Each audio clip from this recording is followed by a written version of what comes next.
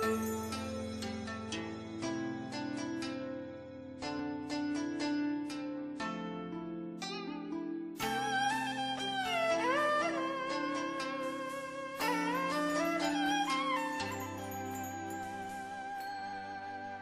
Adrian Moore. I'm Vice President at Reason Foundation. I'm a transportation economist, and I do a lot of work on urban transportation systems and how to pay for transportation and how to make markets work in transportation.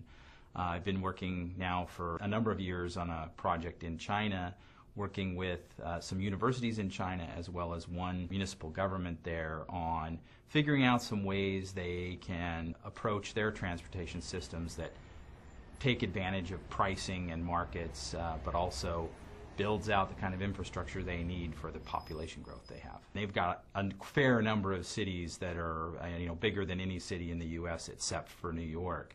And you've got cities there where they're growing by 100,000 people a month, and they're growing by 10,000 cars a month. Just think about building that many parking spaces to accommodate cars coming into a city at 100, 120,000, 30,000 a year. The car is transformative in China because it's such a new phenomenon. It's only in the last decade that the number of cars in these cities has really taken off, and that small business people can pool up enough money to buy one. The Chinese have put a lot of emphasis on building a lot of infrastructure. And in some ways that's been beneficial to them because its growth is driven largely by their human capital. It's their people moving to the cities, being entrepreneurial, in recent decades getting the freedom to pursue their entrepreneurial drives or to go to school as they've ramped up their higher education system. So the human capital has just exploded in China, and that's what's driven their growth. The bad side is, of course, that this is a highly authoritarian government, a highly authoritarian society.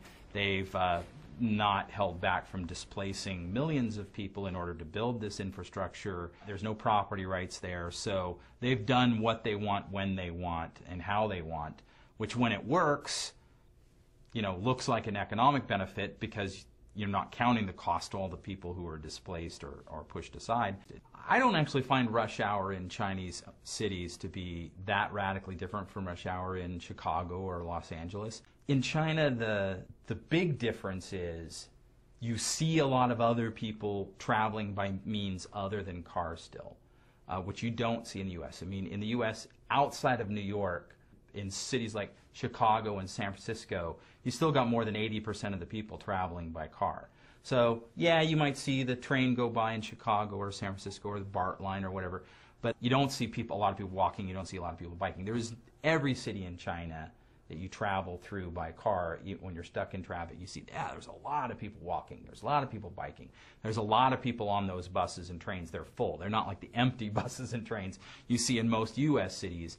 So that's the real difference, is there they really do use all the modes of transportation much more so than we do in the U.S. because in the U.S. we're wealthier and everybody has cars.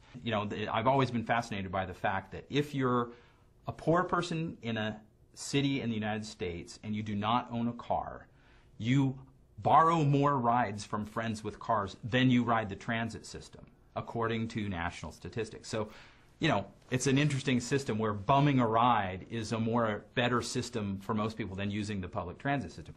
In China, it's nothing like that. It's so many people don't own cars. Cars are so new there. Now, as the Chinese cities are getting congested, as the number of cars in these cities is exceeding the capacity of the road system that they built, even with all the new roads they have built and all the new roads they are building, the government's wrestling with how do we deal with this congestion? And they're not willing to trade off their growth in that industry in order to reduce congestion. They're experimenting with congestion pricing. They're looking at how do they build better systems to manage their transportation networks, using a lot of new technology, adopting new technologies much faster than we do in the U.S. And they're more willing to keep building as they grow. In the U.S. we've almost stopped building urban transportation infrastructure.